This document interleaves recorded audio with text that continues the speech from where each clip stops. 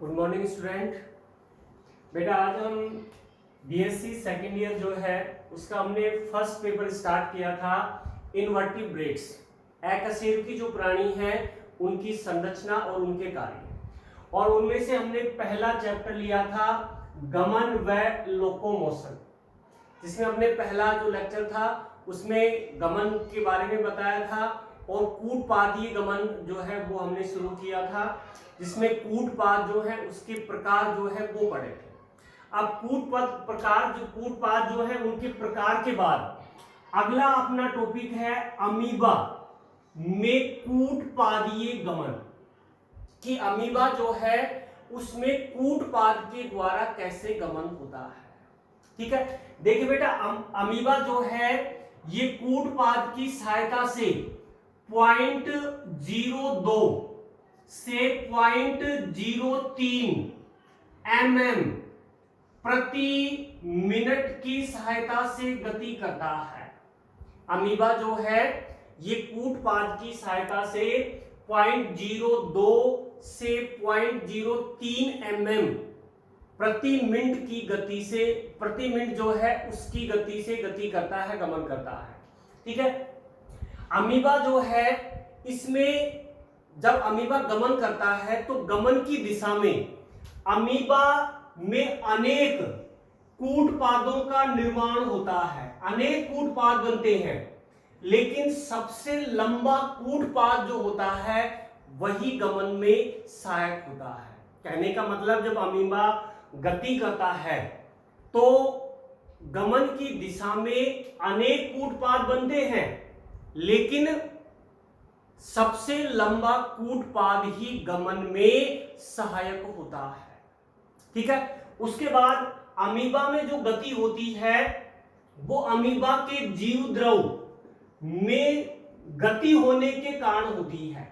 Amoeba का जब जीव द्रव गति करता है उसी के आधार पर अमीबा में गमन की क्रिया होती है। अब अमीबा जो है उसमें गमन की क्रिया कैसे होती है, किस प्रकार कूटपादों का निर्माण होता है, इसके लिए कुछ सिद्धांत दिए गए हैं कि अमीबा में कूटपाद का निर्माण और गमन के सिद्धांत, कि अमीबा में कैसे कूटपाद बनते हैं और अमीबा कैसे गमन करता है, वो सिद्धांत और नियम जो है हमें पढ़ने हैं। जिसमें हम सबसे पहला सिद्धांत लेते हैं संकुचन जलीय सिद्धांत। संकुचन जलीय सिद्धांत, ठीक है बेटा, समझना एक बार इसको। यह सिद्धांत 1875 में सुलजे नामक जो वैज्ञानिक थे उन्होंने दिया था, संकुचन जलीय सिद्धांत। और यह सिद्धांत क्या कहता है कि अमीबा जो है, अमीबा जब गति करता है तो अमीबा का जो पश्च भाग का एक्टोप्लाज्म है, पश्च भाग का जो एक्टोप्लाज्म है ये एंडोप्लाज्म जो है उस पर दबाव डालता है। पश्च भाग में जो एक्टोप्लाज्म है वो किस पर दबाव डालता है, एंडोप्लाज्म पर, जिससे एंडोप्लाज्म जो है ये प्लाज्मा मेम्ब्रेन पर दबाव डालता है। पश्च भाग में जो एक्टोप्लाज्म है वो किस पर दबाव डालेगा, एंडोप्लाज्म पर, और एंडोप्लाज्म किस पे दबाव डालेगा, इसकी प्लाज्मा मेम्ब्रेन पर दबाव डालता है, जिससे गमन की दिशा में एक उभार नुमा कूटपाद का निर्माण होता है। यह है सुलजे का संकुचन जलीय सिद्धांत। ठीक है बेटा, लेकिन यह सिद्धांत भी वर्तमान में मान्य नहीं है, जो अमीबा में कूटपाद के निर्माण और गमन की पूर्ण रूप से व्याख्या नहीं करता है। उसके बाद दूसरा सिद्धांत आता है पृष्ठ तनाव सिद्धांत। यह सिद्धांत जो है बर्थोल्ड ने 1886 में दिया था और इसका समर्थन किया था रम्बलर व बुसली ने। पृष्ठ तनाव सिद्धांत बर्थोल्ड ने दिया 1886 में और इसका समर्थन किया था रम्बलर व बुसली ने। पृष्ठ तनाव सिद्धांत क्या कहता है कि अमीबा का शरीर और धरातल के बीच, अमीबा के शरीर और धरातल के बीच जहां पृष्ठ तनाव कम होता है वहां जीव द्रव के दबाव के कारण कूटपाद का निर्माण होता है। समझना बेटा एक बार, अमीबा के शरीर और धरातल के बीच जहां पृष्ठ तनाव कम होगा उस दिशा में जीव द्रव प्लाज्मा मेम्ब्रेन पर दबाव डालेगा, जिससे एक उभारनुमा कूटपाद का निर्माण होता है। यह है पृष्ठ तनाव सिद्धांत, और यह सिद्धांत भी वर्तमान में मान्य नहीं है। ठीक है, अब तीसरा सिद्धांत लेते हैं, लुढ़काव मत। लुढ़काव मत जो है ये जेनिंग्स ने दिया 1904 में, लुढ़काव मत। और इस मत में जेनिंग्स ये बताते हैं कि अमीबा में जो गति होती है वो गति द्रव से भरे गोले के समान होती है। द्रव से भरे गोले में जो गति होती है उसके समान अमीबा में गति होती है। जैसे आप एक कल्पना कीजिए कि एक गुब्बारा है, गुब्बारे में हम पानी डाल देते हैं और उसको जैसे ही जमीन पर छोड़ते हैं हम, तो गुब्बारे के अंदर जो पानी है वो गुब्बारे पर दबाव डालता है और जिससे के कारण गुब्बारा आगे की ओर लुढ़कता जाता है।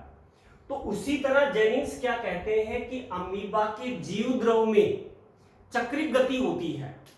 अमीबा का जो जीव द्रव है उसमें क्या होती है, चक्रिक गति होती है, और उस चक्रिक गति के कारण अमीबा लुढ़कता हुआ गति करता है। अमीबा के जीव द्रव में क्या हो रही है, चक्रिक गति, और उस चक्रिक गति के कारण अमीबा लुढ़कता हुआ गति करता है।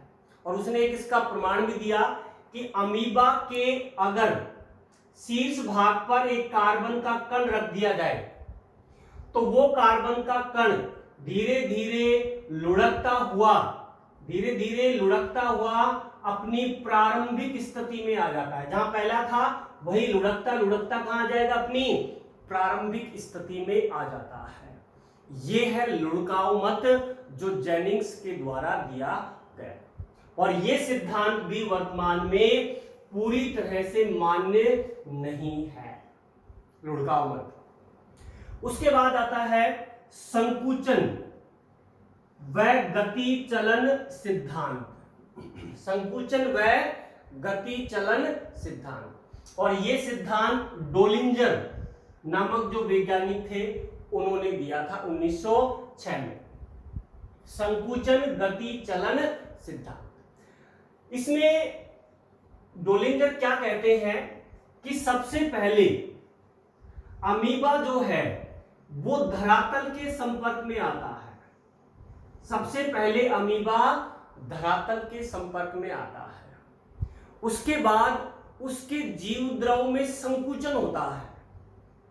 जीव द्रव में क्या होगा, संकुचन, और संकुचन होने के कारण जो है जीव द्रव गमन की दिशा में प्लाज्मा मेम्ब्रेन पर दबाव डालता है।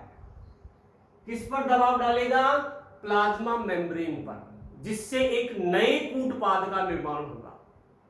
और देखने में यह क्रिया ऐसे लगती है कि जैसे अमीबा टांगों से गति कर रहा हो। भाई जैसे सबसे पहले अमीबा का जो शरीर है वो धरातल के संपर्क में आएगा, उसके बाद उसके जीव द्रव में क्या होगा, संकुचन, और संकुचन होने से जीव द्रव किस पर दबाव डालेगा, गमन की दिशा में प्लाज्मा मेम्ब्रेन पर दबाव डालता है, जिससे नए कूटपाद का निर्माण होता है। ये पहला कूटपाद था और उसके बाद क्या बना, एक नया कूटपाद। और देखने में ये ऐसे लगता है कि जैसे अमीबा जो है ये टांगों से गति कर रहा हो। ठीक है, ये है संकुचन व गति चलन सिद्धांत जो डोलिंजर के द्वारा दिया गया। ठीक है, लेकिन ये सिद्धांत भी वर्तमान में पूरी तरह से मान्य नहीं है। ठीक है, अब पांचवा सिद्धांत आता है वलन अवलन सिद्धांत, फोल्डिंग अनफोल्डिंग थ्योरी, एक नंबर का बहुत अच्छा क्वेश्चन है ये। फोल्डिंग व अनफोल्डिंग जो थ्योरी है वो किसने दी थी? वो गोल्ड एकक व लोर्क जो है उन्होंने ये थ्योरी दी थी, वलन अवलन सिद्धांत। और इसमें क्या बताया गया कि अमीबा का जो शरीर होता है, इस अमीबा के शरीर में प्रोटीन श्रृंखलाएं पाई जाती हैं। इसके जीव द्रव में प्रोटीन जो श्रृंखलाएं जो हैं ये पाई जाती हैं। अमीबा के शरीर के जीव द्रव में क्या मिलती है? प्रोटीन श्रृंखलाएं। और इन प्रोटीन श्रृंखलाओं में जो प्रोटीन तंतु होते हैं, प्रोटीन फाइबर जो होते हैं, इन प्रोटीन फाइबर में वलन अवलन की क्रिया के द्वारा, प्रोटीन फाइबर जो होते हैं, प्रोटीन तंतु जो होते हैं, उनमें वलन अवलन के द्वारा कौन सी क्रिया होती है? संकुचन, संकुचन व शीतलन, संकुचन व शीतलन की क्रिया होती है, जिससे नए कूटपादों का निर्माण होता है। गोल्ड एकक व लार्क ने यह भी बताया कि संकुचन के द्वारा, संकुचन के द्वारा जो है जैल अवस्था आती है, और विकुंचन या शीतलन के द्वारा सोल अवस्था आती है। संकुचन के द्वारा कौन सी अवस्था बनेगी? जैल। और विकुंचन के द्वारा कौन सी अवस्था बनती है? सोल बनती है। अब ये जैल सोल क्या है वो अगले सिद्धांत में हम पढ़ेंगे कि जैल और सोल सिद्धांत क्या है। तो वलन अवलन जो सिद्धांत है ये गोल्ड एकक व लार्क के द्वारा दिया गया, और ये बताया कि अमीबा के जीवद्रव में प्रोटीन श्रृंखलाएं हैं, और इन प्रोटीन श्रृंखलाओं के प्रोटीन तंतुओं में वलन अवलन होता है, जिससे संकुचन व शीतलन की क्रिया होगी, जिससे कूटपाद की का निर्माण होगा। और जब संकुचन होगा तो जैल अवस्था आएगी, और शीतलन होगा या विकुंचन होगा तो कौन सी अवस्था आएगी? सोल अवस्था आएगी। ये था वलन अवलन सिद्धांत, और ये सिद्धांत भी वर्तमान में पूरी तरह से मान्य नहीं है। अब कौन सा सिद्धांत मान्य है वो हम छठा सिद्धांत पढ़ेंगे, वो है sol gel theory. Sol gel सिद्धांत जो है वो है अपना छठा सिद्धांत है सोल जैल सिद्धांत। सबसे पहली बात, ये सिद्धांत जो है ये दिया हाइमन। हाइमन ने 1917 में दिया, और इस सिद्धांत का समर्थन किया पेंटिन व मास्ट ने इस सिद्धांत का समर्थन किया। सोल जैल थ्योरी का सिद्धांत का समर्थन किया पेंटिन व मास्ट ने, और ये सिद्धांत दिया था 1917 में हाइमन ने दिया था। ठीक है। दूसरी बात, ये सिद्धांत जो है वर्तमान में सर्वाधिक मान्य और प्रचलित सिद्धांत है। सर्वाधिक मान्य और प्रचलित सिद्धांत है। क्यों है? क्योंकि ये अमीबा में कूटपाद के निर्माण और कूटपाद के द्वारा गमन की सही व्याख्या करता है। सोल जैल सिद्धांत अब क्या है, कैसे करता है, क्या कहता है ये सिद्धांत कि अमीबा का जो शरीर है या उसकी प्लाज्मा मेम्ब्रेन है वो सबसे पहले धरातल के संपर्क में आती है। सबसे पहले धरातल जो है उसके संपर्क में आती है प्लाज्मा मेम्ब्रेन। ठीक है। उसके बाद जो अमीबा है उसके जीव द्रव्य का प्लाज्मा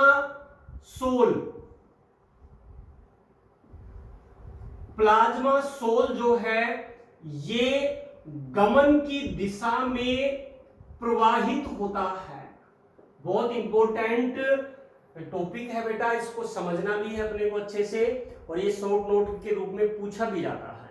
सोल जैल थ्योरी क्या है कि सबसे पहले अमीबा का शरीर धरातल के संपर्क में आएगा, उसके बाद जीव द्रव का जो प्लाज्मा सोल है वो गमन की दिशा में प्रवाहित होता है। प्लाज्मा सोल क्या है? ये जीव द्रव का तनुकृत भाग होता है।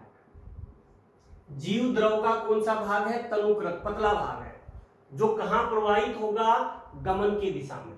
जैसे ये एक अमीबा है, ठीक है, इस अमीबा में बाहर की तरफ जो है ये प्लाज्मा सोल है, जो जीव द्रव का तनुकृत भाग है, और इसके अंदर की ओर जो है प्लाज्मा जेल है। अंदर की ओर क्या है? प्लाज्मा जेल, जो जीव द्रव का सांद्रित भाग होता है। जीव द्रव का कैसा भाग है? सांद्रित भाग। और ये तो क्या हो गया अपना प्लाज्मा, प्लाज्मा सोल, और ये क्या हो गया अपना प्लाज्मा जेल।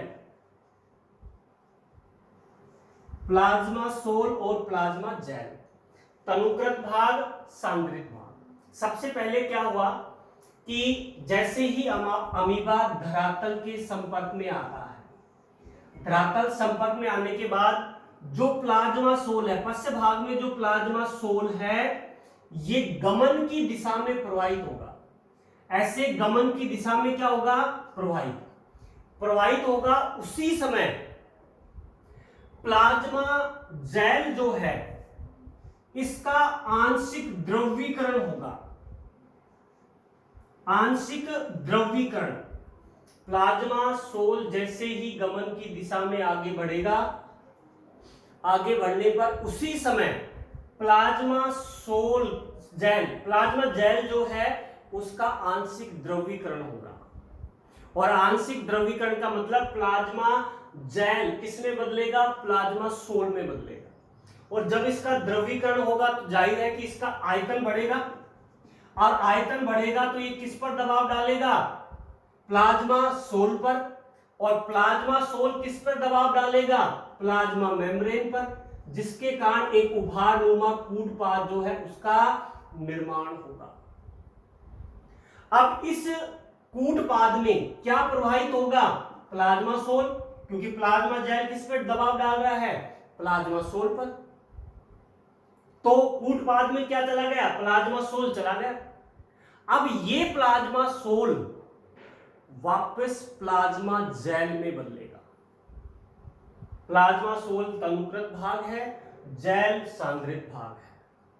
पहले जेल का जो है वो द्रवीकरण हुआ, जिसे जेल सोल में बदला, गाढ़े से पतले में, और गाढ़े से जब पतले में बदलेगा तो उसका आयतन बढ़ेगा।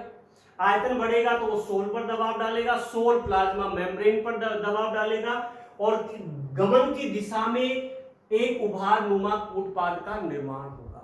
और इस कूटपाद में प्लाज्मा सोल ही प्रवाहित होगा, और उसके बाद ये प्लाज्मा सोल वापस प्लाज्मा जेल में परिवर्तित हो जाएगा।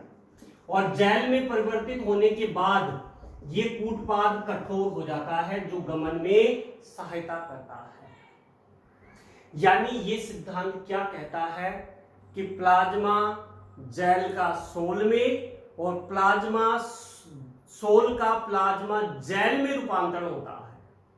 प्लाज्मा सोल तो किस में बदलेगा? प्लाज्मा जेल में। और प्लाज्मा जेल जो है वो किस में बदलेगा? प्लाज्मा सोल में बदलेगा, जिसके कारण कूटपाद बनेगा, और उस कूटपाद के कारण अमीबा गमन की क्रिया करता है। ये है सबसे मान प्रचलित सिद्धांत, सोल जेल सिद्धांत, जो 1917 में हाइमन ने दिया, और इसका समर्थन पेंटिन व मास्क के द्वारा किया। तो ये है अमीबा में कूटपादीय गमन, और उसमें कूटपाद कैसे बनते हैं और कैसे उसमें गमन की क्रिया होती है। देखिए बेटा, सोल जेल जो सिद्धांत है बहुत महत्वपूर्ण सिद्धांत है, तो थोड़ा इसको समझना है। अगर समझ में आता है बहुत अच्छे से समझ में आएगा। इसको मैं दोबारा बता देता हूं एक बार।